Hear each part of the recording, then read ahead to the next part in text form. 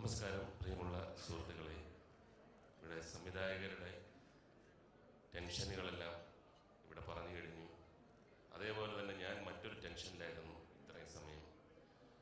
ലാലിൻ്റെ സുഹൃത്തുക്കളെയൊക്കെ വിളിക്കുമെന്ന് പറഞ്ഞ് എന്നെ വിളിക്കുമോ എന്നുള്ളൊരു ടെൻഷൻ ഉണ്ടായിരുന്നു. കാരണം പല സന്ദർഭങ്ങളിലും ലോകത്തിൻ്റെ പല സ്ഥലത്ത് ചെല്ലുമ്പോഴും പേര് പറയാതെ കൂട്ടുകാരന് സുഖമാണോ എന്ന് ചോദിക്കുന്നത് മോഹൻലാലാണ്. അപ്പോൾ ഇന്ന് എന്നെ ഇവിടെ വിളിച്ചില്ലെങ്കിൽ ആൾക്കാർ പറയും അത്ര വലിയ ഫ്രണ്ടൊന്നുമല്ല. എന്തായാലും വിളിച്ചതിന് വളരെ നന്ദി. ഇവിടെ 3 സിനിമകൾ, 4 ടെൻഷൻ ഉള്ള ആൾക്കാരുടെ സിനിമകളാണ് പരാമർശിക്കപ്പെട്ടത്. ഇതെല്ലാം വളരെ ഗംഭീരമാകുന്ന സിനിമകളാണ്. മോഹൻലാലിൻ്റെയും ആൻ്റണിയുടെയും കരസ്പർശം ഉണ്ടെങ്കിൽ തീർച്ചയായിട്ടും ഇതെല്ലാം തന്നെ ഗംഭീര വിജയമാകാനുള്ള എല്ലാ സാധ്യതകളുമുണ്ട്. പിന്നെ പ്രധാനമായിട്ടും ഏറ്റവും മധുരമുള്ള ഒരു നിമിഷം എന്ന് പറയുന്നത് അപ്പു എന്ന പ്രണവിനെ എല്ലാവിധ ആശംസകളും അർപ്പിക്കാനുള്ള ഒരു ഭാഗ്യം എനിക്ക് ലഭിച്ചു എന്നുള്ളതാണ്.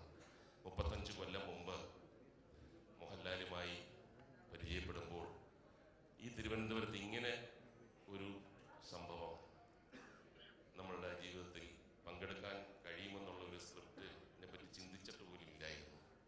പലരും പ്രണവിനെ കുറിച്ച് അല്ലെങ്കിൽ പ്രണവിൻ്റെ അടുത്ത് പറഞ്ഞത്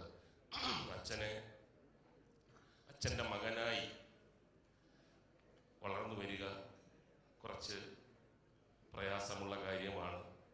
എന്നാൽ ആ ഒരു ടെൻഷനൊന്നും ഒരു കാരണവശാലും പ്രണവിൻ്റെ മനസ്സിലേക്ക് കയറേണ്ട ആവശ്യമില്ല. മോഹൻലാൽ വേറെ ആള്, പ്രണവ് വേറെ ആള്. ഞാൻ സിനിമയിൽ വന്നപ്പോൾ എൻ്റെ അച്ഛൻ അറിയപ്പെടുന്ന ഒരു നടനാണ്, നാടകത്തിലും അത്യാവശ്യം സിനിമയിലുമൊക്കെ. അന്ന് ആദ്യത്തെ 4-5 സിനിമകളിൽ ഞാൻ എൻ്റെ വഴിക്ക് പോയി. അച്ഛനുമായിട്ട് ഏതെങ്കിലും താരതമ്യപ്പെടുത്തുന്ന തരത്തിലുള്ള ഒരു സംസാരവും വന്നില്ല. എന്നാൽ ബോയിങ് കഴിഞ്ഞപ്പോൾ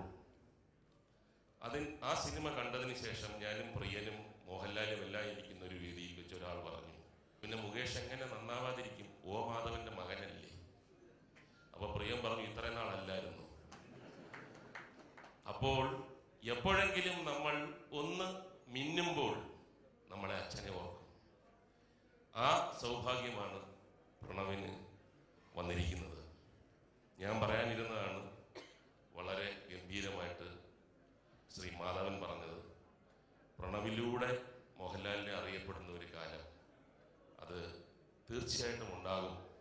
കാരണം ഉണ്ടായേ പറ്റൂ.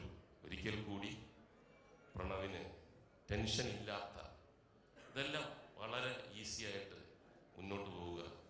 ആരും പ്രണവിനെ കുറ്റം പറയില്ല. മോഹൻലാലിൻ്റെ കണക്ക് ചരിഞ്ഞില്ല, നേരെ ഒന്നും പറയില്ല.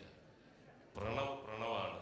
പ്രണവിൻ്റെ കഴിവ്, പ്രണവിൻ്റെ അഭിനയം അതെല്ലാം വ്യത്യസ്തമായിരിക്കണം. ഒരിക്കലും ലാലിനെ പോലെ എന്ന് ഞാൻ പറയാൻ പാടില്ല. ഒരിക്കലും ലാലിനെ പോലെ ആകരുത്. You are A different individual. അങ്ങനെ ആകട്ടെ